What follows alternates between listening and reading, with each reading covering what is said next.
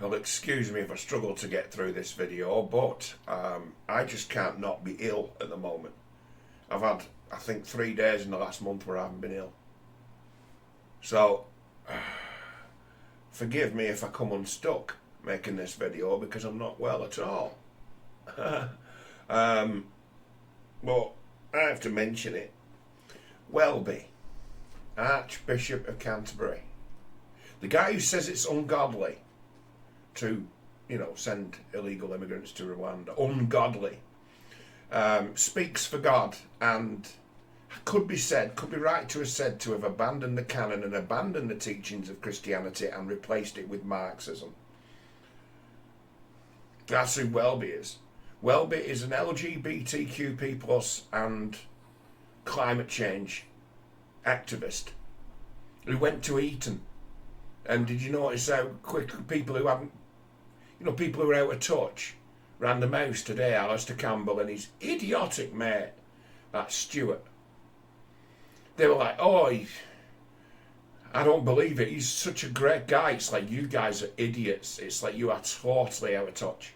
You are a disgrace. You should not be broadcasting to the people calling yourself experts in anything. Rory fucking Stewart. You see, there's a thing with it, right? With what he's done. And it's like, once upon a time, they'd be looking at punishing him for what he did. There'd be some kind of process of, probably excommunication doesn't actually exist in the Protestant church, but it exists in the Catholic church, and that's what you'd be facing. You'd be facing excommunication in the Catholic church for that. You would. And it's like, what's this guy's big sin? And it's like, okay, it's like, I'll just put my cards on the table. If you look at my little, and I've mentioned it many times before, if you look at my little blurb on Twitter, it says, works for the boss. What does that mean? It's like, I work for God. I know the game. I know the rules. I know why people are so fucked up. I know. I work for the boss. So it's like, in working for the boss, it becomes a matter of, you're then held to a higher standard of conduct, and if you can meet this higher standard of conduct, your life will be better for you. So you don't lie. You don't store up trouble for the future by telling lies all the time. And you clock it. You come to understand, hang on a minute, I shouldn't be doing this because it's wrong. You can make the distinction and decide to do it, but you're going to be punished for it. And it might not be now, but it might be, and I'm not saying in heaven, because I don't think it works like that. In your own life, while you're alive, you're going to face great challenges and tribulations in your life if you are a liar, a big liar. And it's like, there's no place in the church for narcissism as to one makes oneself God, which is what Welby's done. He's made himself God. He's God. He's gone against canon, and he no longer preaches the gospel and no longer holds up things like the Ten Commandments as first principles. He just doesn't. He's happy to lie. He's another politician who thinks it's clever to lie. So it's like, what's the relationship between him and God like? And it'd be no comment. That guy is about as far from having a connection to God as it's possible to have, because he's a narcissist. He's in it for himself. He is an inversion of a Christian, an actual mirror image of one. He's an inversion. He's like the eternal enemy, the liar. He will throw out your religion. And as it happens, decide, make distinctions. There's something in the Bible as to where the unforgivable sin. The unforgivable sin is to slave the youth. That's the unforgivable sin. To corrupt the youth. To do exactly what he did. That's the unforgivable sin. The Bible says people who mess with kids, right, the right way of dealing with them is taking them out on a boat, hanging a millstone around the neck and throwing them overboard. That's what the Bible says happens to pedos. And you weigh it up and you're like, yeah. Well, then there's no cure for that, is there? There's no cure for that. You're just fucking corrupt. Well, Welby gave his mate a pardon. Welby, right, has forgiven sins that God doesn't forgive. That God does not forgive. Welby forgives it. And it's like, oh. It's like, they don't seem to, it's like these, I am one of his mates, is a former mate of mine, isn't it, Coleman? One of the Archbishop of Canterbury's mates, who's hand in hand with him with his climate change and LGBT rights crusade. It's like he doesn't understand God either. In his mind, God is a great enabler who just basically agrees with everything they do or say. God is not consistent. God changes his mind as often as they do. It's like these people are not Christians. They're in it for themselves. They are Marxists. And it's like, what's the background of these guys? Oh, university educated. Often set off in the world as like lawyers, bankers, and then became senior figures of clergy. It's like, you guys are not. It's a job. It's a stipend. Now you don't have a congregation anymore that you have to look after, because there's, you might do the mass, but there's only 12 people turning up nowadays. It's a stipend allowing you to be you're talking about 2 or 3 grand a month, to be, and likely a car paid for and all the like, to be a full-time political activist. That's what the Church of England appears to be to me now. It's like they are despicably corrupt. It's like, how can this country, the way that it is, actually laud the Archbishop of Canterbury when the place is so fallen? And it's like, this guy follows suit. He's of the Labour Party. This guy's a hardline Marxist. And it's like, there's almost nothing as ungodly as Marxism. It's the original flavour of atheistic cult. The enemy of Christianity is Marxism. You've got a Marxist Archbishop of Canterbury, and he's going to go now, and nothing's going to happen about it. He's done the honourable thing. It's like, you fucking honourable thing. This guy's a sinner. He's unconscionable. It's like this guy ends up in hell. But they'll all be like, oh, well, he's done the right thing. He's stepped down. And it's like, I've got good money. I bet good money that the next Archbishop of Canterbury is likely going to be a woman or a gay man.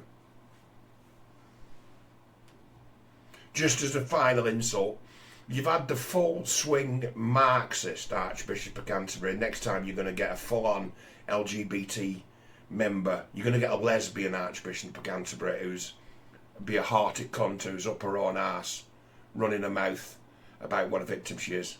And that's the next step. That's what you're going to get. You've already got female lesbian priests and bishops. And it's like, when you get it where your local priest, because Mark Coleman was mine, Just Stop Oil Extinction Rebellion imprisoned activist extraordinaire, was my local Protestant priest, vicar. Nice enough guy, but crazy.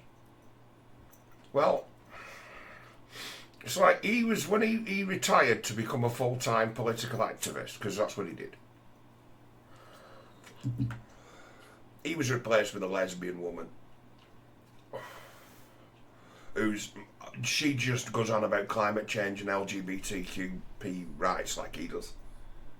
So it's like, your organisation is an affront to the God of the Old Testament, the real God, the one that will fucking have you, the one who will destroy you, the one who's, you don't have to worry about Jesus so much. He is not going to kick your ass. But his father's so powerful he can make a fucking building fall down on you. He's the one to watch. His father.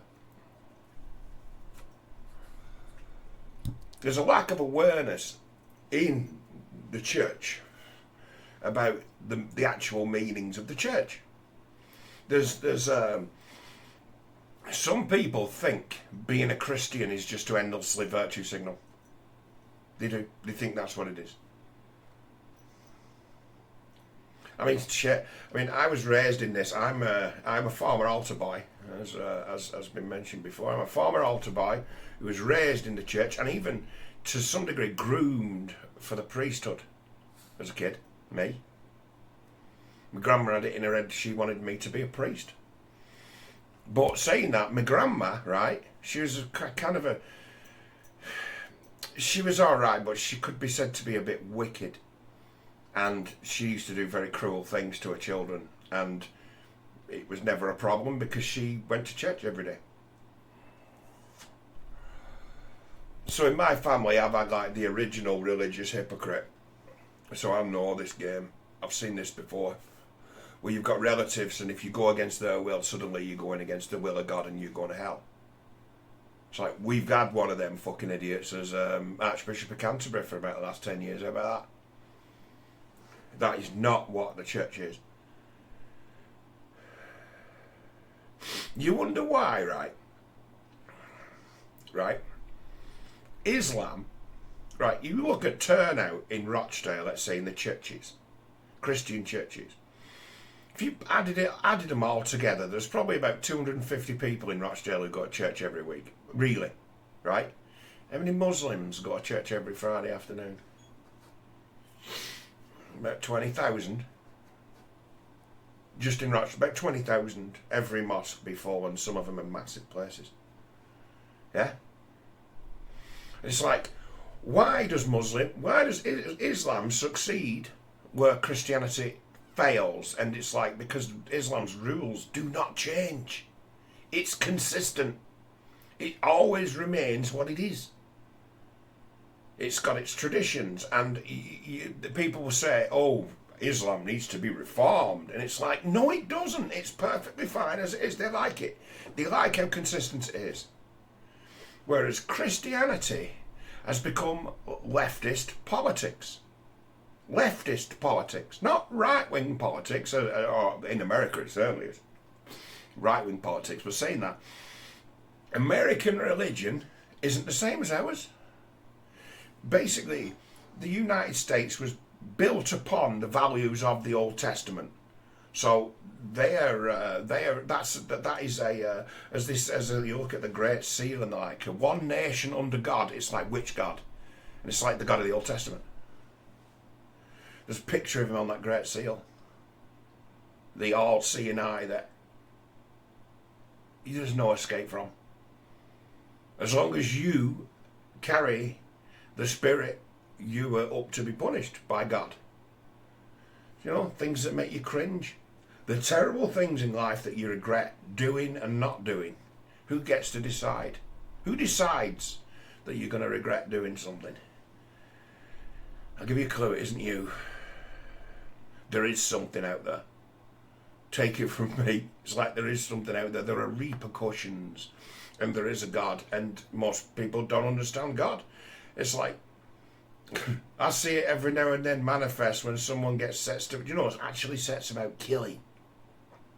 And I'm like, yeah, this one's discovered God, but doesn't understand. This one who's taken to murdering has found God, but doesn't understand God.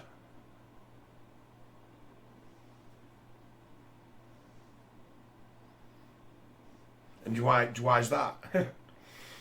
Because the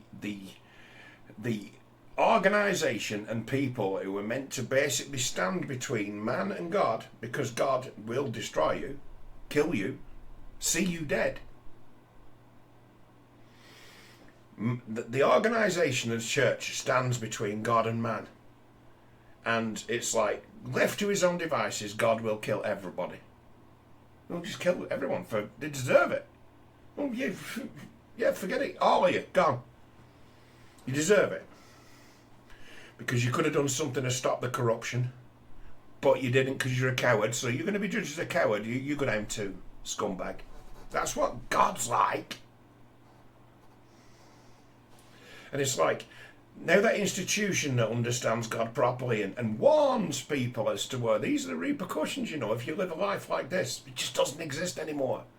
So without that consistent structure and those rules, you start to get it as to where people turn crackpot, turn new age, turn hippie, tap into these moral forces that we all have within us, and they use it in a different way.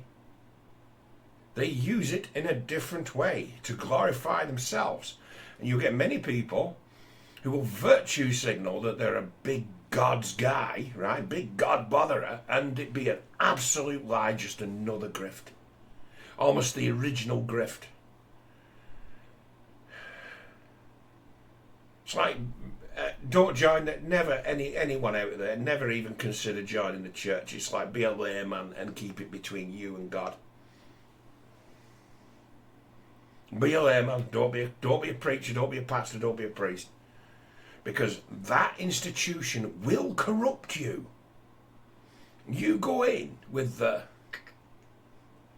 I got a good idea what the boss wants. I've got a good idea of how to conduct myself in good faith. And you join the church and it corrupt you. That's how bad it is. And say, Welby going down, right? The scumbag he is. Basically, he forgave a sin that God will not forgive. He forgave it. He'd give his mate a pass. Because he's the Archbishop of Canterbury. You think about that.